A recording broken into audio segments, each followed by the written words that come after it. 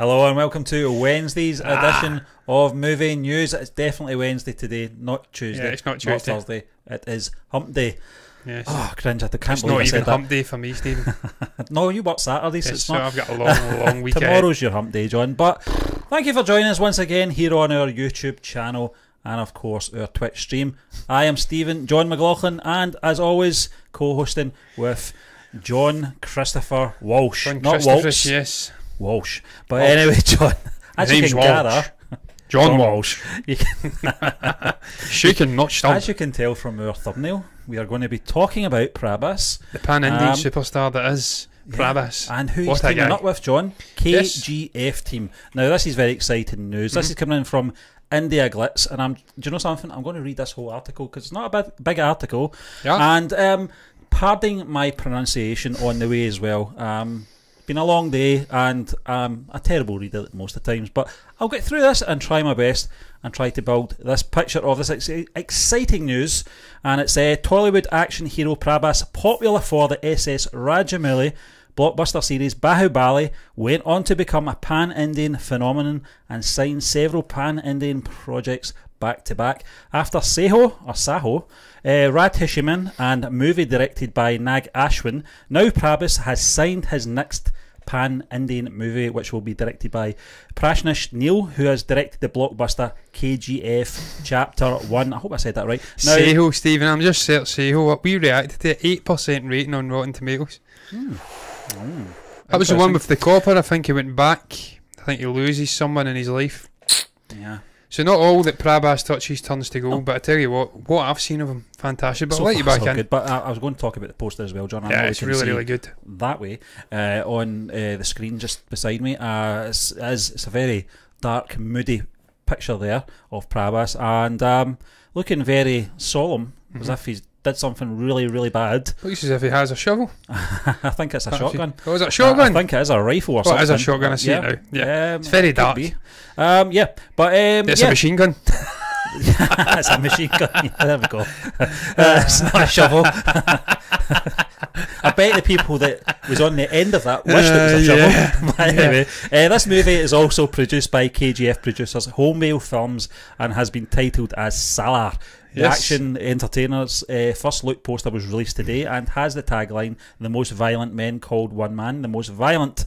Salar will begin shooting after Prashnish Neil completes KGF Chapter 2, which we're all looking forward to. Yeah. And John, this is good Indeed. news. I know we've kind of we've talked about Prabhas in great depth, obviously with Bahubali, yes, 1 and Mahendra. 2. Yeah, and we both agreed that he was the standout performer. And I think as well, it's fair to say, that he is the sort of main man in that story. But it's going to be very exciting to see him teaming up with the KGF. Who played Balala Deva in that movie? He was very good as well, that actor. A lot younger than Prabhas as well, I tell you. Yeah. That guy is going through. I want to see that movie he's preparing for. He lost a ridiculous amount of weight for a role between Bahubali, the beginning and the conclusion. I want to see that movie because that's Christian Bale-esque dedication. Yeah. But look, man, this is exciting news. That KGF was the first movie we watched, Indian movie. That's right, yeah. Very different experience. Lots of cuts. First film we reacted to as well. First film we reacted to. Frenetic as hell. Very, very quick paced. Yeah. Almost like a Michael Bay Western movie, but better than Michael Bay's recent fare because he's went down a rabbit hole a bit shit in recent years. So I'm not going to connect it with the shit Michael Bay movies, the more good Michael Bay movies, that sort of bombastic action flick. And obviously I think it was who was it was in that one again? I'm trying to remember the name. Was it Yash, who was the main man in KGF? I think it was Yash. Similar sort of vibe to a Prabhas, a similar muscular sort of ripping out of him chemistry and screen presence. So this is a match made in heaven. Prabhas working with this KGF team. From the little I've seen of Prabhas, I'm not an expert on the man by any means, but from what I've seen of him, from trailers and from the Bahubali franchise, he's an all-out action hero. He's a superstar over in India by all accounts. A pan-Indian superstar.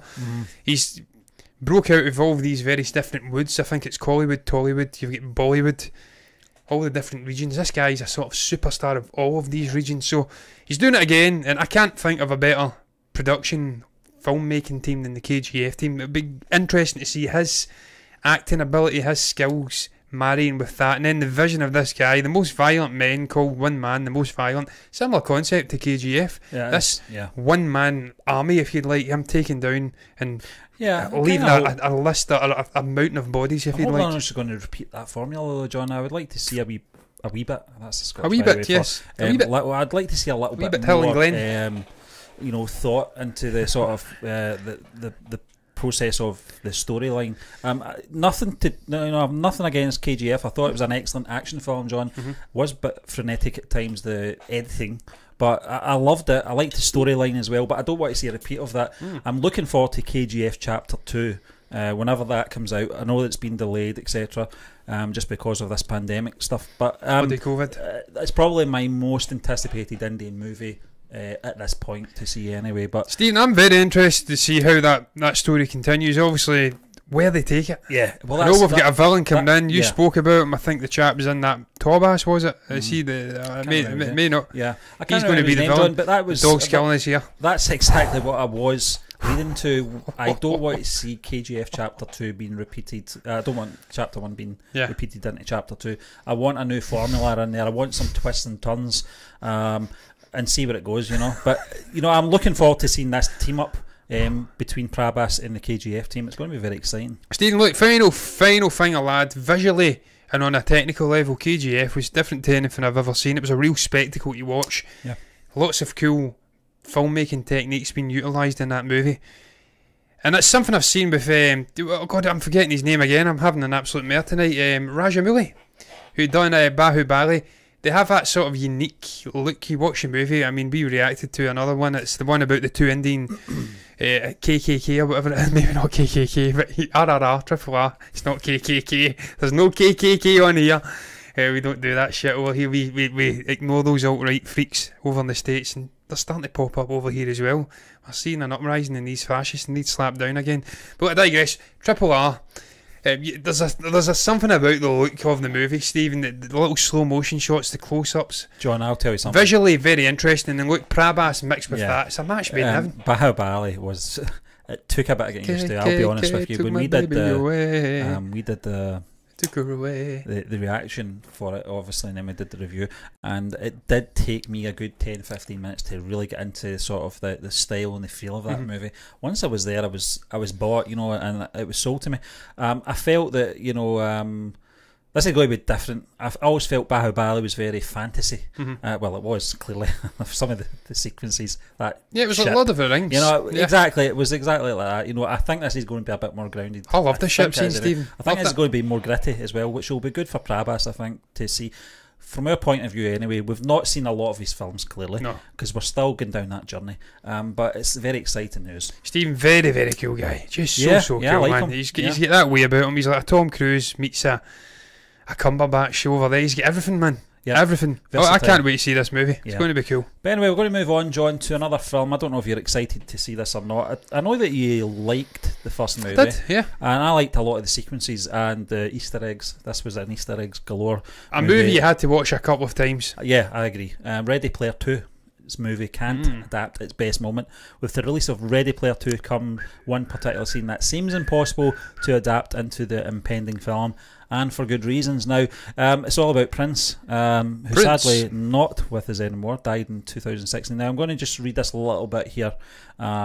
Clearly, obviously, his passing has complicated it, but one section of the book is sure to be unable to be fully adapted, as it would be both morally wrong and logistically impractical. This is because in order to get one of the 7 gems the heroes are tasked with recovering in the virtual world, the group has to fight what is known as the 7. The 7 are 7 versions of the musician Prince, each based around a different era of his musical career. Oh, that's cool, man. It would have been amazing, John. The key issue here is not only did Prince tragically pass away in 2016, but he was also incredibly against the idea of virtual reality, making potential featuring a CGI version of him in the Oasis virtual reality feel a disrespectful idea on several levels. Now, there's disrespectful from the writer as well, including that. There's a little quote here from the musician passionately stated he would not explicitly saying the whole virtual reality thing, it really is demonic. So Prince not mincing his words as usual, John, but I can understand that, and I think demonic. I think we are we're at that stage now though where you're getting actors who have to sign their likeness away. Star Wars actors have done it, you know, from that last prequel. From the originals, Christ. Yeah, everyone that was involved in Star Wars have all signed this thing where they sign away their likeness. Carrie Fisher being one of the most famous ones. Yeah. She can't look in the mirror. That was always the joke without having to give George Lucas $5. Quite a funny lady, but you understand the concept, John. I think that's the way, especially with technology so advanced these days. Since 1977, it's moved on drastically to scary sort of realistic looks. Moff Tarkin, aka Peter Cushing, James Dean as well. Strangely, been dead 70 years, and he's going to star in a movie. Yeah, it's, exactly. He's going to be the main guy in it as well. It's weird times we're living in. I think, John, I think this is where we're at though, and Prince is obviously, or was obviously, against this whole thing. I think there's something about preserving someone's memory and their image in a sort of tasteful way. Now, if an artist doesn't want that done and hasn't signed anything like that, then it becomes a bit more complicated, especially with Ready Player 2 and the adaptation from the book, where, about the Seven, which it seems pretty cool. That sounds something that would work on film, but unfortunately they picked the wrong artist. Yeah, they picked Prince, and he was against this. It's very strange. Really is demonic. Yeah, it's not demonic, Prince. It's a little bit hyperbolic, my man. Come on, demonic. Really, what's demonic about it? People are losing themselves on the internet and stuff like that now. Anyway, the natural evolution of that is virtual reality. It's not demonic. People are lost. Humanity's lost. Yeah, we're lost, man. We don't speak to each other anymore. We don't even make eye contact. You go outside, and everyone's glued to a phone or an iPad or something. Yeah. And if you don't use your phone, it's amazing watching people watching experiences off the charts. You sit in a waiting room or something, not on your phone, you get some strange looks. People think you're possessed, you're demonic. Yeah. John, we do but that it's wrong. On the show. Yeah, we do. We don't look at each other. We don't look at each other. That's going to change, by the way. That is changing come New Year. We are setting up a different style of show completely. Is that right, John? That's right. So weird. We're going to be more conversational from the new year onwards. It's going to be a different show, multi-camera setup. Everything's going to be different. We'll be making eye contact, Stephen. You know what? Look at me. The reason we don't make eye contact is because we've been doing split screen for so long. We've been looking into a camera, and it's absolutely absurd. It's absurd when you think about it, John. That we're talking right next to each other, and we can't even look at each other talking. We've got to talk into a machine. So I get what you're saying, and that's why Prince is ultimately right. It's demonic. That is demonic. But Steve, look, getting it that way. And you're right. You're so right. Why did the writer do this? Why did they actually pen the Seven and utilise Prince's likeness when they knew they couldn't adapt that into an actual movie? When was the book? The book was fairly recently written. Yeah. So he also wrote that knowing that Prince had an aversion to virtual reality, that he'd passed away, and that they weren't going to be able to use him in the movie. So he's almost voluntarily putting a spanner in the works of this sequel movie. Maybe he hated the first one and he doesn't want the second one adapted. I don't know, but look, they can always change it up. They can put in a different artist. They can put a David Bowie in or something who's maybe not as adverse posthumously to appearing in a virtual reality movie. He had many different personas, the Finn White Duke, Ziggy Stardust, a whole array of other ones. You could put him in. Yeah. And it'd be cool. John, I don't know if it's illegal to do it. To put them in, but I think morally it's wrong. I think I always remember when Rogue One came out, the backlash, from people. This is disrespect in the estate of Peter Cushing, and this state actually gave Lucasfilm permission to use his likeness.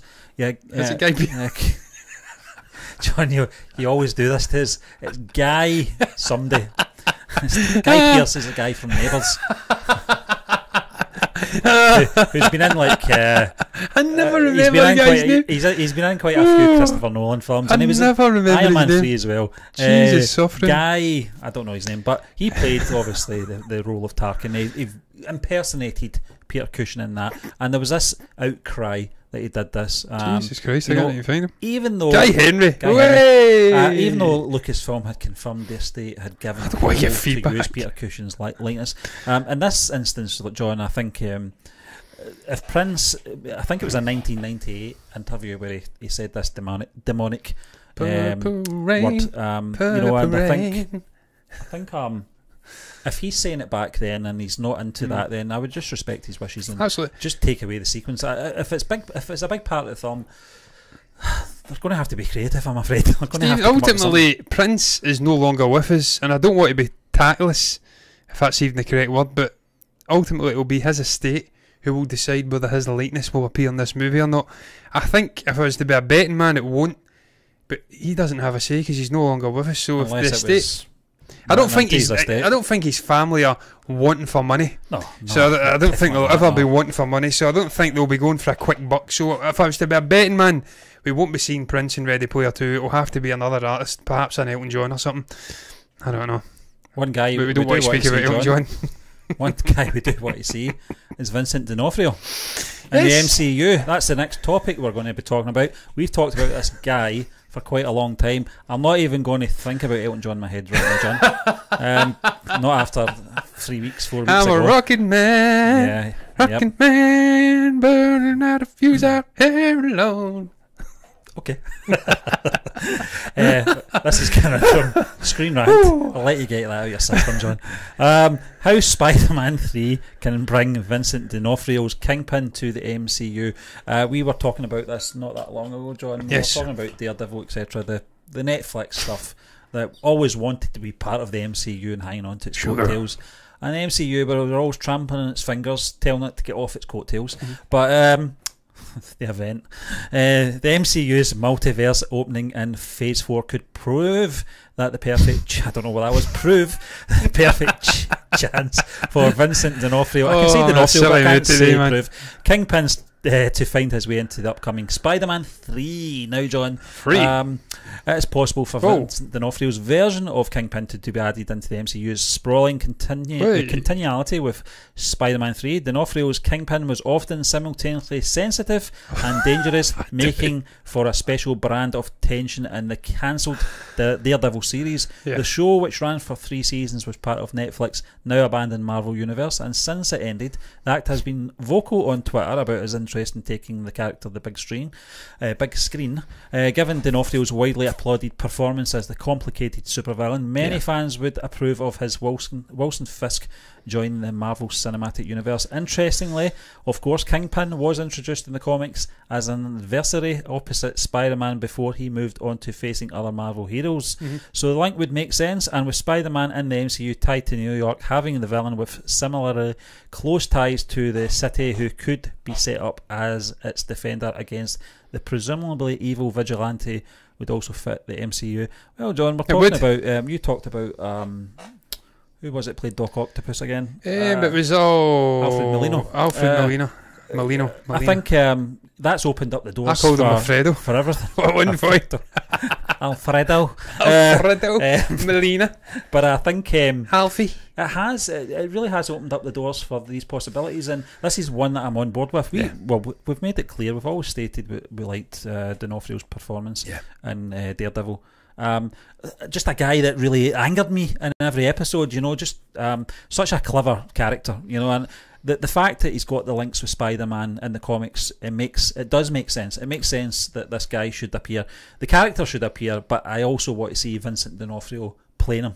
Stephen, look, and what they say at the end, and the dog's farted again. Jesus Christ, he's banned out this room for future shows. Oh my days, what's that dog been eating when I've been out? Wow. I'm going to die of methane exposure if this continues much longer. But as I think I'm on the laughing gas here. I think it's my dog that's producing it. As I was about to say before, I was rudely interrupted by a 6.5 stone fart happy dog who's sleeping down below us here. They're right in what they say. At the end of Spider-Man Far From Home, it was set up J. Jonah Jameson. The J.K. Simmons character. I just like to say those names together. He outed Peter Parker as the vigilante we know as Spider-Man. So everyone is going to be after him. It'll be a sort of fugitive type movie. There's going to be lots of shenanigans going on. Perhaps Mysterio comes back as well. Jake Gyllenhaal. I hope so. There's going to be a lot of shenanigans. They're right, he could be the defender of New York in this story. The defender of the city. Trying to go after Spider-Man, Peter Parker. Now he's aware of his identity. And look, I can't think of a better actor to come in than Vincent D'Onofrio. He was brilliant in the Netflix series. Absolutely stupendous. He is not the traditional villain to a Daredevil. He is Spider-Man's arch villain. Yeah. And if you're going to make a sort of civil war of Spider-Man, it's a trilogy definer. Potentially just there may be more than 3 Spider-Man movies like we're getting before, but no, yeah, we are getting before. It's a trilogy though. This is the 3rd act in a trilogy. By all accounts, it's going to be multiverse, hundreds of villains coming in. We know we're getting Electro. Scorpion, is it, played by the little Latino guy in the cutscene after Homecoming. Vulture's still hanging around. We've got multiple villains in here. Why not bring a Vincent D'Onofrio in, throw a bone to the Netflix characters, and it would open the door as well for Charlie Cox to come back as Daredevil. Yeah. I don't want to see Daredevil recast. That guy's perfect in the role. Get him in to the MCU. He's wanted it for years. He's a great actor. I'm all on board for this, man.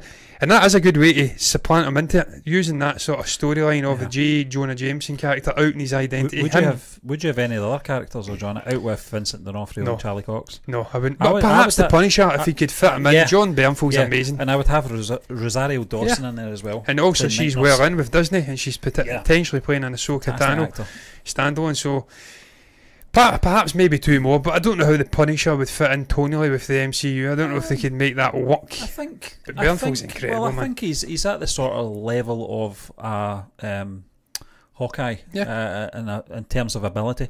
I could see that working. Steve, I was speaking, of course, last night about Shang-Chi and the potential James Bond plot they could go with in that. He's a friend of MI6.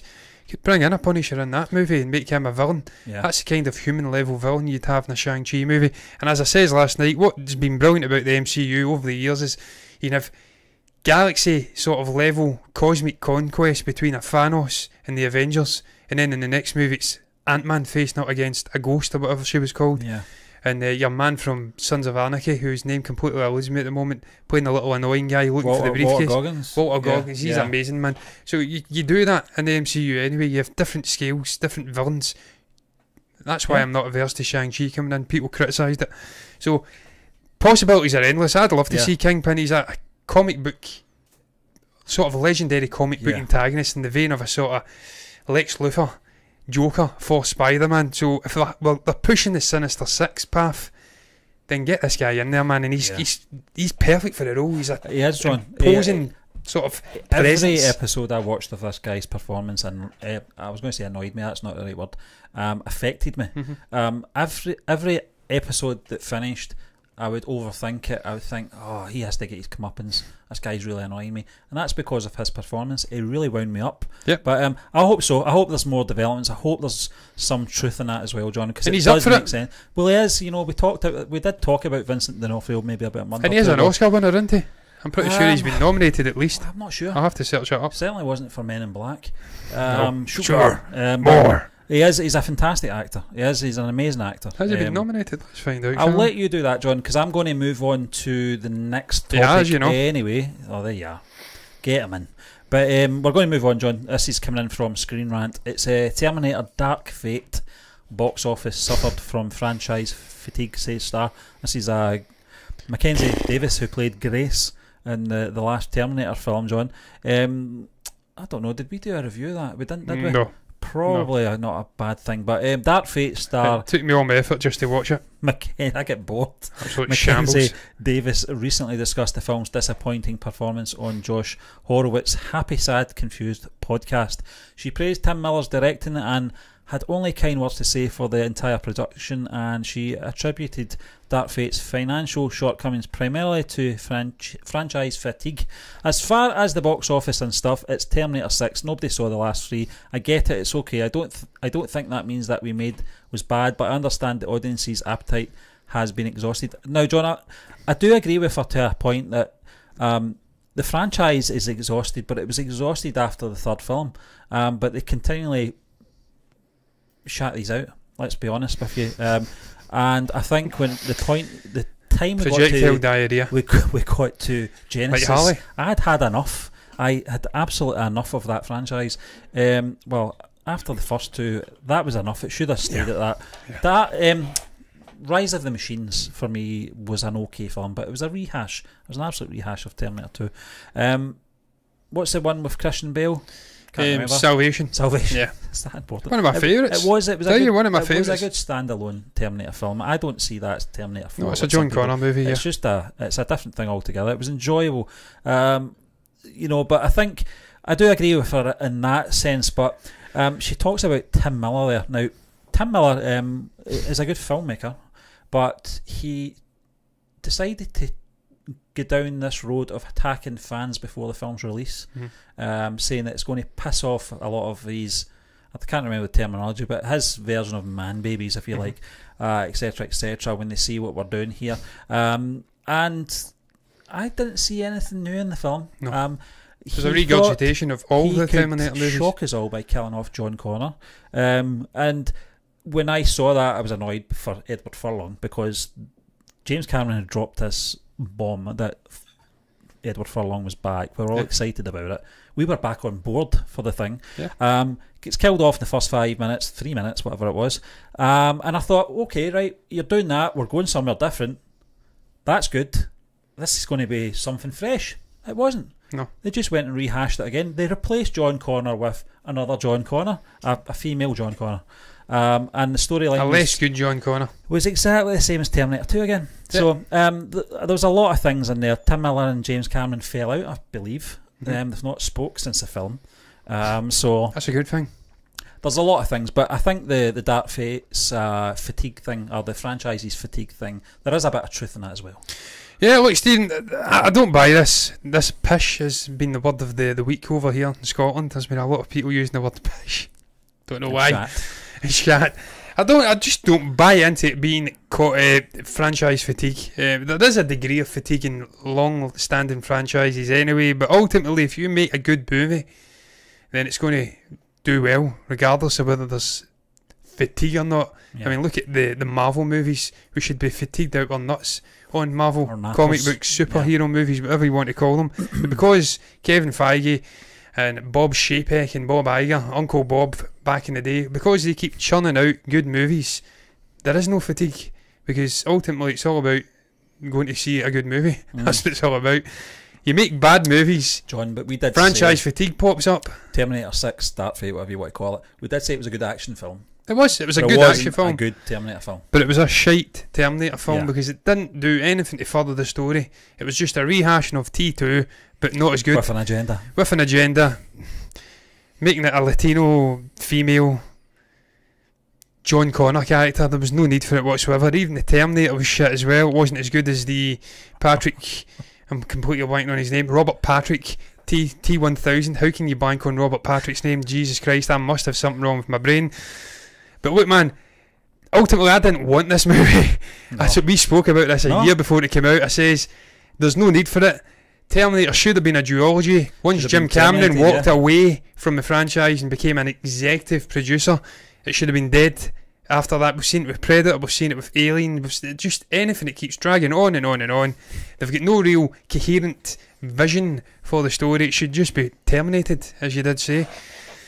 There's nothing to do with franchise fatigue. It's just a shit movie, really, and with an agenda. And as you did say, Tim Miller attacking the fan base before it even came out. I mean, what do you expect's going to happen, Tim? You're attacking your primary demographic and saying, you're going to hate this. Well, we'll not go and watch it then, Tim. There you go. We'll not back your movie and it'll flop and you'll be out of job. Because we do what we do, we'd have to go and see the film. Yeah, so exactly. Talk about but there was another gonk that done it as well. I think it was a Charlie's Angels director. I thought you were going to talk about our next topic. No, we'll talk about that. He nearly done it as well, but he kind of did. Yeah. He killed off the franchise pretty much. They're now having to move to TV, which is good for us, and it's good in the sense that it kiboshed Kathleen Kennedy continuing on as a president at Lucasfilm, and now getting Jon Favreau and Dave Filoni.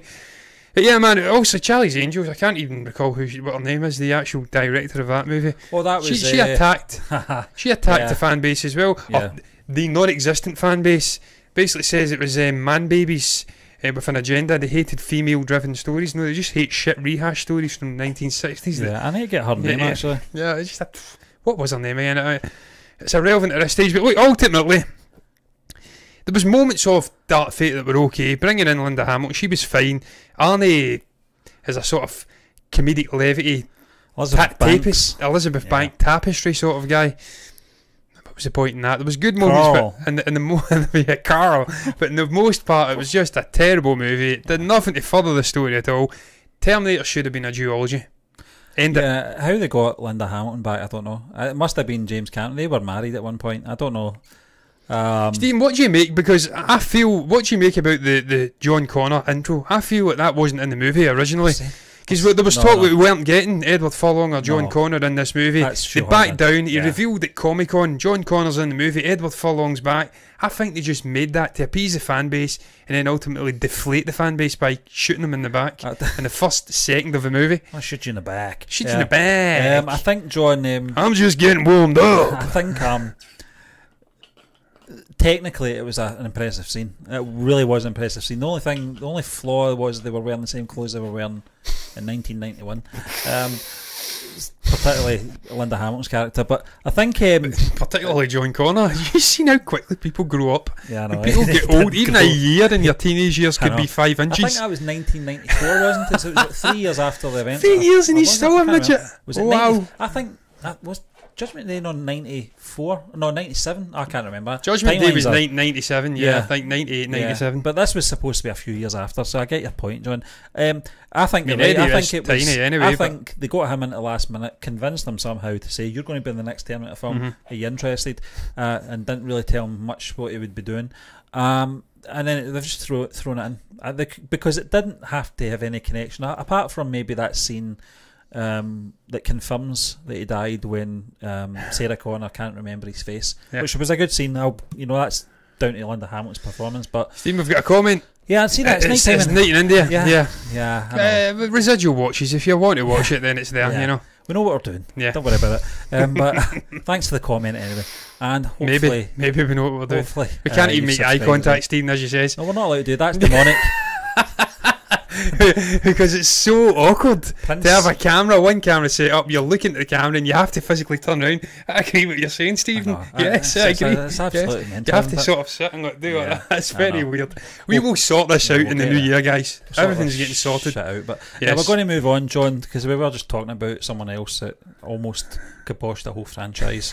It's Star Wars, The Last Jedi. Well, we're getting the Mandalorian, so there's a bit of resurrection there. Director considered including Anakin's Force Ghost. Star Wars, The Last Jedi director and writer Rian Johnson reveals he considered using Anakin Skywalker's Force Ghost and why he scrapped the idea. This is coming in from Screen Rant, but they've hijacked a tweet from Rian Johnson, Old Roundhead. I thought he went on to that other what's that other Parler or something like that, or whatever it's called. Parler, yeah. He said he on there? He said he was leaving Twitter, and he's on. He's on Parler. Yeah. Wow, that surprises me. So we're on Parler, by the way.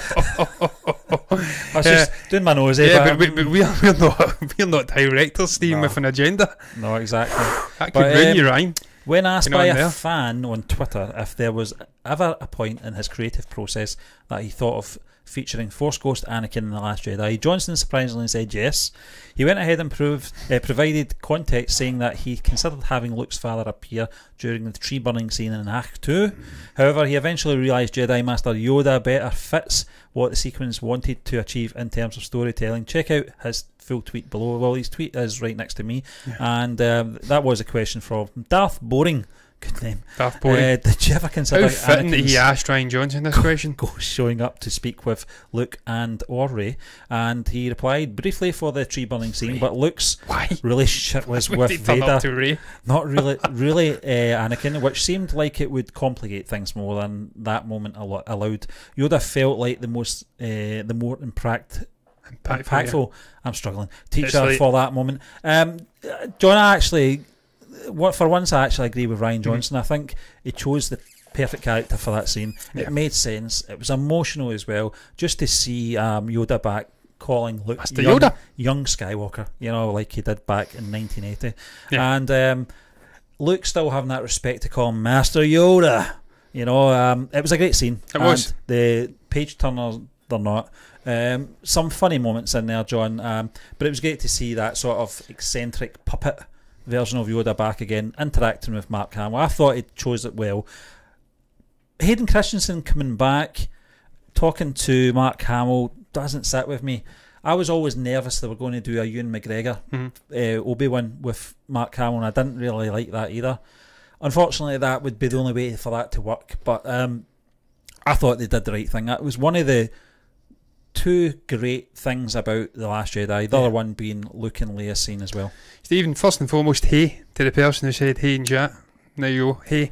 I agree. This particular scene for Anakin's Force Ghost to pop up wouldn't have worked. It would have been terrible. It wouldn't have fit in terms of tone and where Luke was at that moment. I think he's right. It was more impactful with Yoda appearing. He was his master in a sense. It was obviously Obi-Wan, Ben at first, then it was Yoda. Concerned that that's sort of buffering there. Hopefully we're still live. If we're not, then I'm speaking to no one. But if we are, then you'll still hear me talking. It was more impactful. It was the one good thing the round-headed fool, some people like to call him, not me, other people, did right. And look, man, it worked as well. Perhaps the internet is going here, and maybe we're speaking to no one, Stephen, but perhaps not. It worked in terms of tone as well for the movie, because ultimately John Williams' score, he was rehashing lots of classic themes. Yeah. And using them to supplant into different scenes. He reworked the Imperial March at the end for the spark. He reworked various classic bits of music into this movie, and of course Yoda's theme get reworked for that scene in Act 2. So as a selfish shit who loves Yoda and loves his theme, it's one of the greatest bits of music composed by John Williams, the great John Williams. I'm glad that he included Yoda in there. And you're right as well, the puppetry.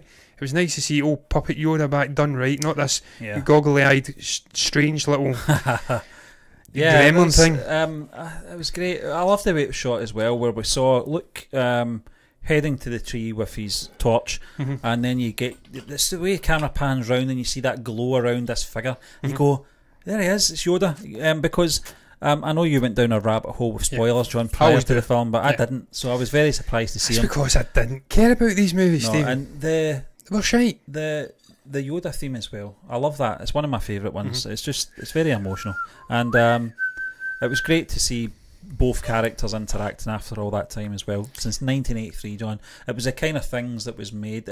Call it fan service if you like, but I think that Luke's where he was at in his head at that point, it was very important for Yoda just to enter the sort of story at that point, to bring him round, make him realise that you have to pass on what you have learned. He told him this back in 1980. Well, not in their time, obviously. That was a long time ago in a galaxy far, far away. But for us, it was almost... It was the future. It was 35 years, 40 years ago, and it was a great scene. It was one of the things that I've got to commend Rian Johnson for including that, and the Leia scene as well, looking at Leia reuniting as well, which was very emotional. Of course, the hyperspace scene where we get rid of Admiral Holdo. Yeah, that was a great moment. The Holdo manoeuvre. John, we've got another comment coming in from Manoj Kamur. It says, KGF 2, everyone, let's see when this trailer is going to come. Yeah, I'm looking forward to it. It was supposed to come at the end of this year, and it didn't. COVID. Bit of a delay. Yeah, COVID. They're still in production, so... I'm looking forward to KGF 2, Steve. We reviewed the first one. It was a brilliant movie. Yeah. Yash was fantastic. I'm hoping it is Yash. I said Yash earlier. I'm going to continue going with Yash. It was a brilliant movie. Totally unique to anything I've seen over here, in terms of quick cuts and just the frenesity of the actual movie. So I'm looking forward to seeing what we get in this second one. It's almost like Bahubali in a sense, in a different planet where you're setting the story up and then you're concluding it in a different movie, in a sort of duology. We don't get a lot of duologies over here. It's usually trilogies, so I'm looking forward to it. But ultimately, Stephen, getting back to this topic, you're right. Final thing I'd say, do you not regret, or do you not think they'll regret, I'll reword it, not putting Anakin in The Rise of Skywalker? I feel like Anakin Skywalker in the finale of the Skywalker saga should have had a place in the story at some point, even if it was just standing with his two kids on Tatooine. He had more of a connection to Tatooine than Luke and even Leia, and obviously Rey as well. So I feel that was a drop ball moment, and I can't believe that they didn't put him in there. Because I mean, Hayden's not exactly busy at the moment. I don't know if you've seen on YouTube, John, someone's done a sort of fan edit where you know the scene with Rey and Palpatine where he says, "I am all the Sith," and she says, "I am all the..." It's an absolute rip off of the Iron Man quote from Endgame. But there's this moment where you see Yoda, Luke, Obi-Wan, can't remember who else there, might just be the those three, and they're all sort of force pushing behind Rey. It's a great scene. You have to check it out. I think even something like that would make sense. But yeah, that was at the end, wasn't it? Yeah. Even the Tatooine thing, I would have been on board with. I think Anakin had more of a connection to that planet than Leia did. I don't think Leia ever. Well, she did obviously in Return of the Jedi, but she's got no emotional attachment. I don't think Luke had any emotional attachment. You can wait wanted off it. But it was more Anakin, his mother. Yeah, I think it would have made sense. That's what sent him to the dark side. It might have looked a bit jarring though, having a young Hayden Christensen behind two older actors. I'm not sure. Yeah. I don't really know, John, but I think there's a lot of regret when it comes to the sequel trilogy. I regret, Stephen, when it comes to that. Missed opportunities. When you've got those three actors there back in 2015 or 2013 when they signed on, that was an opportunity that I didn't think would come along at all, especially with Harrison Ford. But to get the three of them all signed on was some achievement, absolutely an amazing thing to do, and then not utilise them in the way that they should have because they didn't want to go down the road of fan service. I'm not being funny here, but that's what sells tickets. That's what puts bums in seats. That's all people cared about. Service. Yeah, they cared about the John, original we're talking about the two scenes from The Last Jedi. Yeah. One with Luke and Yoda and one with Luke and Leia.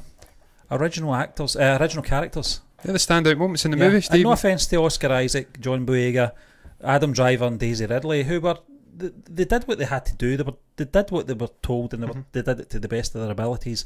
But no one's going to remember these characters in 30 years. No, they won't, because they're shit. John, just another comment before we round things up. Even Wonder Woman going to release Christmas. Okay, just wait next year. Best movies are coming. I totally agree. But I actually don't mind. I think Wonder Woman's actually going to be the first movie to be streamed but over in the States for 4K anyway, for 4K release. Over in the States, over here we're having to go to the theatres to watch it. I think it's the same in India too. They're coming out Christmas Day. We're getting it 11 days early or 9 days early. It's I'll screw the maths up. 4:41 AM. I take it that's in India. Yes, Manoj Kumar. I think well, listen, thanks very much for staying up to watch us anyway. Appreciated. You know, it's always appreciated when subscribers come in and interact with us. I wish a lot more would come in, but I get obviously predominantly our subscription is Indian based, and when we do our shows it is kind of middle of the night for you. So and it's usually Western centric headlines we're doing. So understandable. But appreciate you coming in, as Stefano did say. But that's going to round the show up. We're going to end it and let you get back to your bed, because I don't go to my bed until it's like 4 in the morning as well, because I'm a nutbar. But that's for another day. But I digress, man. What do you make about the topics we spoke about? What do you think about this Prabhas pan-Indian movie? He's teaming up with KGF, the team involved behind KGF. Is that something you think's a good idea? You think that has potential to succeed? I think it's a match made in heaven. I can't wait to see Prabhas. That guy's just brilliant. That's one of the good things about getting down this rabbit hole with Indian movies. Seeing people like Prabhas and Ranveer Singh and all of these actors I didn't know about. Ajay Devgan and Akshay, all these big names, man. It's brilliant watching these guys do their stuff. Do you think it's a good idea? What do you make about Ready Player 2? Do you think they'll just have to substitute Prince for some other random act that's not as good as Prince? I don't know. You can comment below. What do you make about Spider-Man 3? Do you want to see Kingpin, not King Bin? Is he going to be in the bin, or will he be back in Spider-Man 3? What do you make about Dark Fate and The Last Jedi not using Anakin's Force Ghost? If you've got anything to say, you can comment below. We've got one more comment. Yeah, I think you should read it, John. Yes, I can't see it from here. The majority of your subscription are from India because we love you. Well, we love you as well, guys. Thank you for tuning in. The love is mutual. But look, I'm going to round the show up because I'm ready to hit my bed. Peace and love. Peace and love, everybody. As Ringo would say from the Beatles. You can subscribe to the channel, you can like the video, you can comment below if you've got anything to say, you want to interact, you can do it, man. But look, until then, I'm going to bid you farewell by stretching over to hit this macro key. I'll look at Stephen again. The building may collapse. Bye-bye, guys.